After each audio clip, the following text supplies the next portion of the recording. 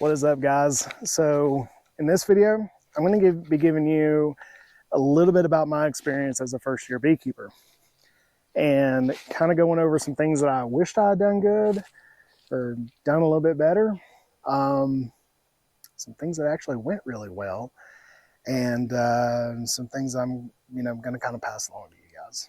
So, but stay tuned, and let's go ahead and get into it.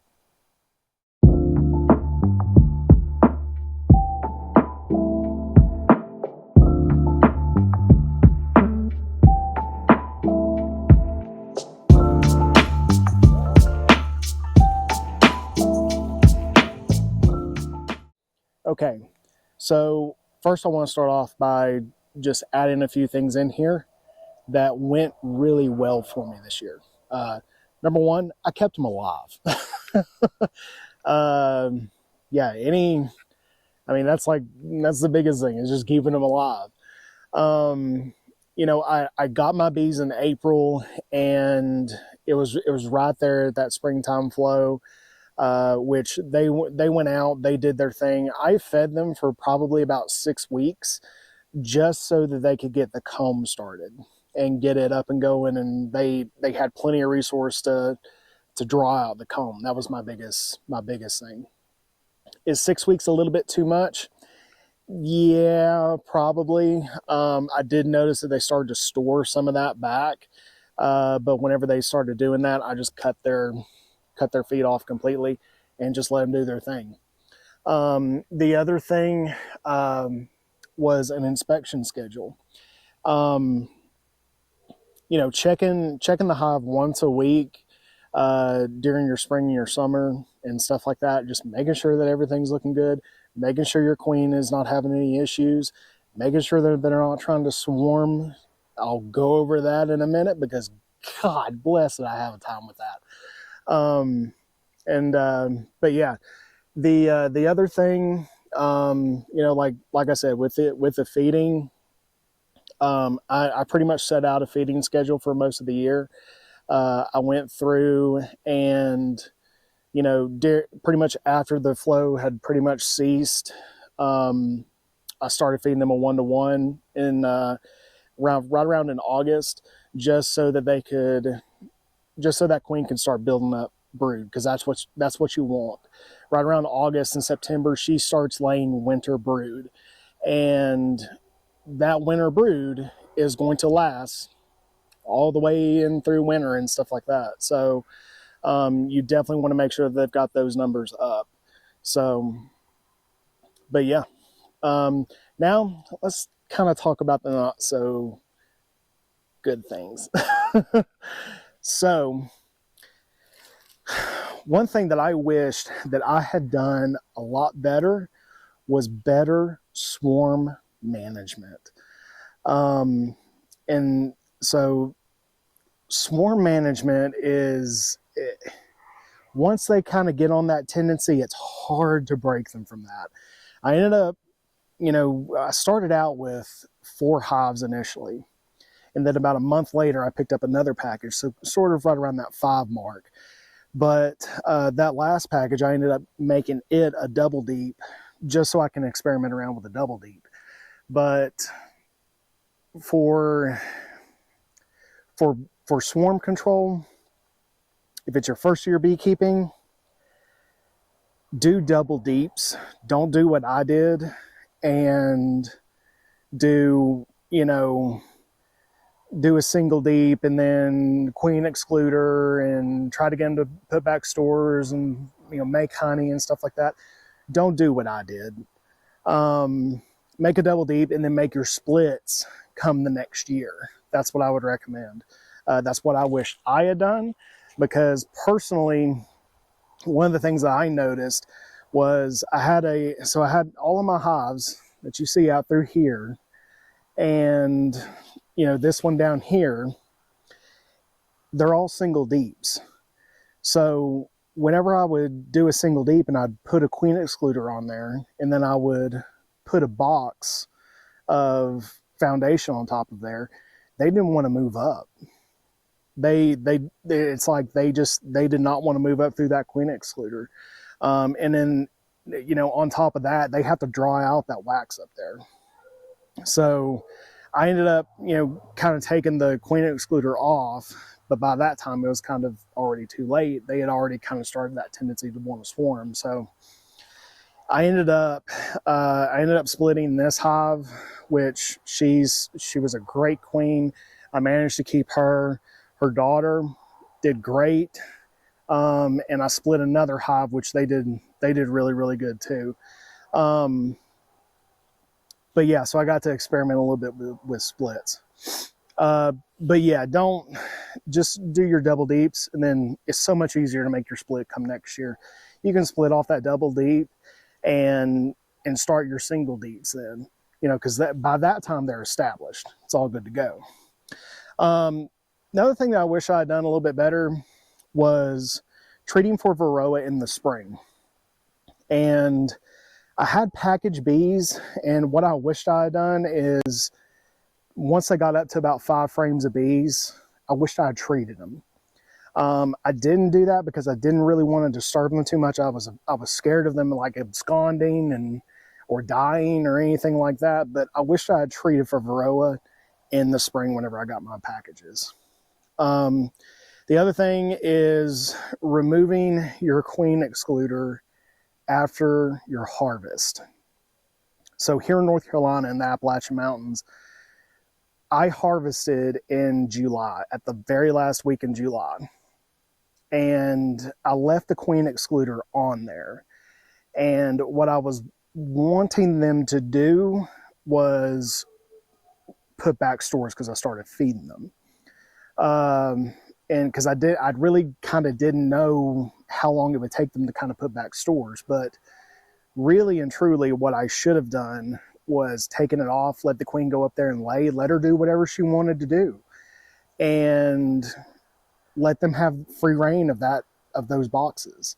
But I didn't.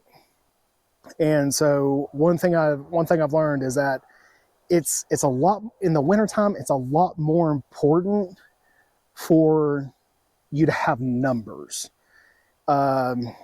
And, you know, because the more numbers you have, the more that they can take down, the more that they can store back, you know. So that was one thing that I kind of wish that I had done. The other thing was just literally helping them build the comb. I had a couple of frames out of a few hives, especially this hive over here that, this one right here, if you watched any of my other videos, this hive right here, I actually picked them up at like half price because the folks that were selling them, they didn't put enough bees in the box. So these guys right here were kind of like my underdog. I had to put them in a nuke box to kind of help get them started and get them up and going. And then finally I migrated them over into a deep box, which was a great day because I felt so accomplished in doing that. But literally, I put a couple of frames in there that they were out of the nuke box and they weren't coated with wax very good. And so whenever they got a hold of it and started drawing on it, it was like all over the place. It was like clumps of comb and here and there and stuff like that. And I wish I just pulled them out and just put them in a fresh frame, but I didn't do that. They've got two or three frames in there with wonky comb. It's not that big of a deal, but something I wish I had done a little bit better. If your bees are making wonky comb, scrape it off, make them start over. They may not like it, but it's better for them in the end. The other thing is, so this sort of goes into things that I really kind of underestimated. Number one is how fast they grow. Dear God, it blew my mind at just how quickly I was having to put on a box. They were going at it, and they did really great, which is fantastic. You know, they grew, and you know, I would recommend to you, if you're starting and you're starting with a double deep box, just get you 2 honey supers to put on top of that.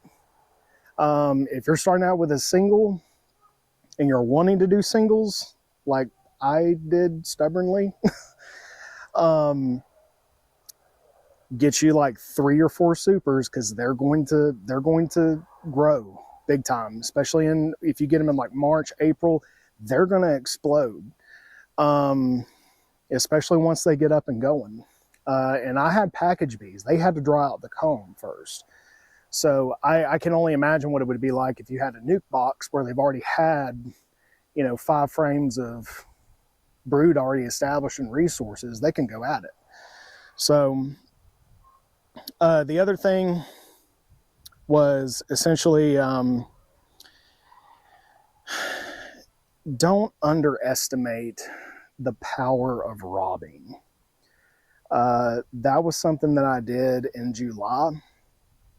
At the end of July, whenever I harvested my honey and stuff like that, and I left them frames of honey behind, what I did was I put those supers back on wet. And so like I put them in my extractor, took them out, and whenever I was done with them at the end of extraction, I put them back on, and they were coated in honey. Well, I think for one of my hives, that really triggered robbing, because whenever I came back the next week, practically the first super that I had left behind for them was almost gone. They hardly didn't have any resources. I ended up having to really heavily feed them, everything else, and get them back up to speed. But once I picked up on that, once I realized what had happened, I immediately went through and checked the rest of my hives and put on the Be Smart robbing screens and mouse guards. So don't underestimate robbing. If there's anything that I would recommend to you, is that if you're going to harvest honey, go ahead and put on a robbing screen whenever you put those supers back on wet. Just because in your apiary, it could trigger your other hives to go after them. And if they do that, it could really be bad news. So, but yeah, don't underestimate the power of robbing. The other thing is understanding what's blooming. So I've got a PDF of pretty much, it kind of lays out like the months of the year, and it's got everything in our area specific to the Appalachian Mountains here in North Carolina of what is blooming at what time of year, and as far as the months and the weeks and sort of when they start. Now, give or take a few, weeks or something like that, just depending upon microclimates and things of that nature. It's pretty accurate, but that's something that I am really going to be paying attention to next year, just because I want to know when that sourwood flow comes in. I'm not going to do a whole lot of sourwood next year. I didn't even do any this year. But I want to test the waters with it and see if I can get some sourwood frames. One of my hives I'm going to go through and I'm going to extract all the honey out of it. Come the time that sourwood starts to bloom, and we've actually got a few sourwood trees here around the apiary. But once I start noticing those things blooming, then I'm going to extract and let them go after the sourwood. And just have like a small sourwood batch just to test and see how quickly they fill it up. The other thing is, don't put off your winter Varroa treatment. So by the time that winter and, we start hitting, the end of summer right around in August, and then come September, things start to change. So really, one thing that I wish I had done was, after I harvested, waited a week, and then immediately started treating for Varroa.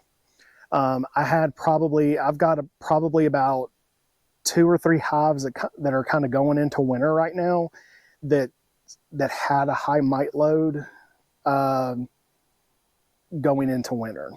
And I know that's not ideal. I know that's not, perfect, but it's something that I delayed. And by the time that I could have treated again, it was a little bit too late. So don't put off your Varroa treatment. Stay on top of Varroa. You know, I've got a buddy of mine that he doesn't treat his hives, and they've done just fine. You know, so am I saying treat your hives? Am I saying not treat your hives? No, you do you do, but I'm worried about Varroa, so I'm going to treat for Varroa. And maybe one hive I'll do where I don't treat for Varroa, just see what happens. A little bit about it is about experimentation and kind of figuring out what you feel is good and what you feel is not good. So, but yeah, so more or less, don't put off your treatment if you're going to treat. Because when that Varroa count peaks and then the population starts to drop off, it's just not good. So I have about 3 hives that are going into winter with a little bit of a higher mite load than what I would like, but it's nowhere near as what it was, and it's not as bad as what it was. So, but I think the last thing is don't worry so much. Just don't worry. Your first year of beekeeping, one thing I did when they started swarming and they started going off and doing, I'm watching some of them come in. It's like 45 degrees out here, but there's a few of them that keep coming out. But don't worry. Let them do their thing. You know, I had a conversation with a friend of mine that the only thing that's going to know what's good for that hive is that hive.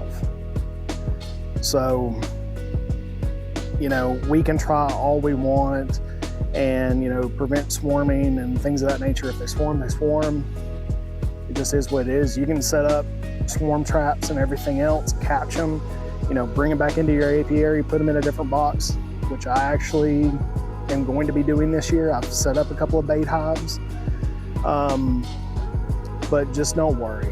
It's your first year beekeeping. Just try to learn as much as you can. But don't worry so much about it. Whenever they were trying to swarm, especially with this hive right here, I was so scared of them swarming that I was coming out to my apiary literally every other day and getting into this hive specifically and cutting out swarm cells, cutting out queen cups, cutting out all of this, that, and the other, anything. And one day I came out to them, and that went on for a straight week. And about the 3rd day that I came back out to them, they were not happy to see me. They did not want to be disturbed. And I really sort of overdid it because I was so worried about them leaving. I was so worried about them losing numbers. And just don't worry about it. It's going to be all good. You know, if you've got a couple of hives and one hive dies, you can make another. You know, which I would recommend anybody that starts out in beekeeping at least get 2 separate hives. That way you can see the differences between, you know, from one hive to the next on how one does and how the other one does. You get to see a lot more with that. So, but yeah, so pretty much at the end of the day, keep trucking, keep beekeeping, and I hope you guys have had a great Christmas, and I hope you guys have an even more fantastic New Year. So I'm going to be posting a lot more here on YouTube than what I have been. I've been doing a lot of TikTok and stuff like that. I think I'm going to kind of push away from that just a little bit and focus a little bit more on YouTube, making a little bit longer videos, more so of a journaling kind of experience, and, you know, give you guys some tips and tricks, stuff that I've come across as a beekeeper in my first year. Do I know it all? No. In 5 years, will I know it all? No. In 25 years, will I know it all? No. It's going to keep evolving. But yeah, so hopefully I can kind of give you guys a little bit from my experience, and if that helps you guys out, if that helps somebody else out in this world, fantastic.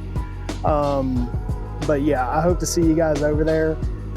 If you don't mind, click the like button on this video. Be sure to head on over to Papa's Harvest and subscribe. I'm going to be doing a few more videos come the next month, so be sure to keep an eye out for those. Got some ideas in mind for next year. But yeah, so if you guys also want to check out some other videos, here they are on the screen, and I will catch you guys later. See ya.